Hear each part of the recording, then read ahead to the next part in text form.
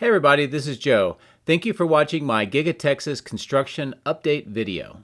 A lot of things to talk about and show you in the video today. We had 4680 battery production equipment arriving yesterday. We'll be going over the site plan discussion of the East Pond changes in construction, and we'll have it on this day 6 months ago look back. Yesterday, another milestone event happened at Giga Texas. The first equipment and parts for 4680 battery production arrived and was moved into the battery cell structure. And I expect to see more of these deliveries over the coming week. For today, we'll look at the site plan and see how the changes to the east side pond has happened and what is planned. And we'll do a brief 6-month look back to allow a comparison of how much progress has happened at the site. Following up on my last video where we talked about the construction on the south side, I'd like to talk about the pond area changing on the east side.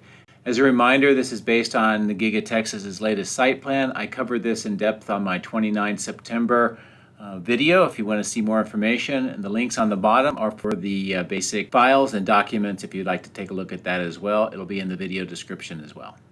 This area is on the east side of the body in white structure. It's a little pond area near where the robotic assembly machines were temporarily stored and is now a parking lot. This is part of the overall rainwater and sediment management system to direct water away from critical areas around the factory, and it's called a sedimentary basin. And to illustrate the changes in just 4 months, you can see the upper left-hand corner photo was the end of June, and now at the 29th of October, how it appears. The original site plan from 2020 September called this a water detention pond, but since then it's changed significantly. Here are 2 images from the site plan, and I've overlaid how the basic water flow will occur for this to operate.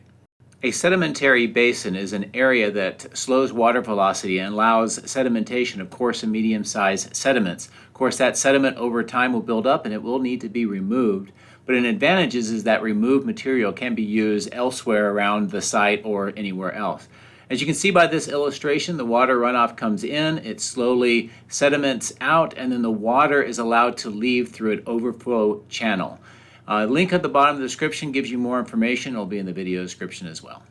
Using an excerpt from the site plan and 2 recent photos, this is how the water flow will operate. The water comes in from the main site in the upper left-hand corner of the pink area, flows out through the outfall structure, and then it follows this water outfall channel to the south. And here are a few more images that kind of expand on that overall area, and it shows where the sedimentation basin and the outflow channel is and how it operates. And based on this information, we now know what that southeast clearing area is for. So that's a quick review of what's going on the east side, that sedimentary basin area, and how it would operate. And I hope that you found that the discussion and illustrations helps you understand what we're seeing on the site, what we're going to see as construction continues, and what that southeast clearing near the mobile pipe mill is for. For today, we'll look back just 6 months ago to see how Giga Texas appeared at that time. These images are from the 2nd of May. You can check out my video then to get the entire picture of what was going on at that time. But here on the east side, you can see the battery cathode area was still being worked on to try to get rid of the ponds and try to level out the grade.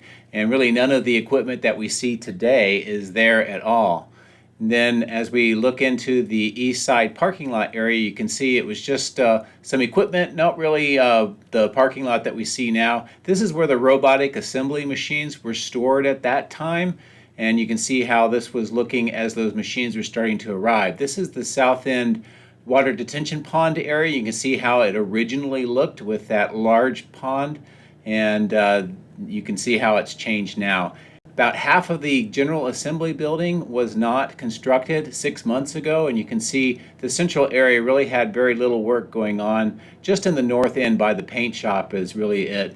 And you can see the body in white structure was just starting to get some walls. The casting northeast structure, the entire structure did not exist 6 months ago. And then you can see how the entire factory was significantly less developed than as it is now. So I hope that you enjoy this look back just 6 months ago to see how much progress has been made and how close the factory is now to production. I hope that you found this information and the video helpful. Before we begin, I would like to say thank you to my patrons for your generous support. Patreon members get access to high-resolution photos, previews, and direct dialogue with me. If you would like to support my channel, please consider becoming a patron using this link, which is also in the video description. Please also consider subscribing and hitting the like button. Thanks. My drones are ready and raring to go. Let's go flying over Giga Texas.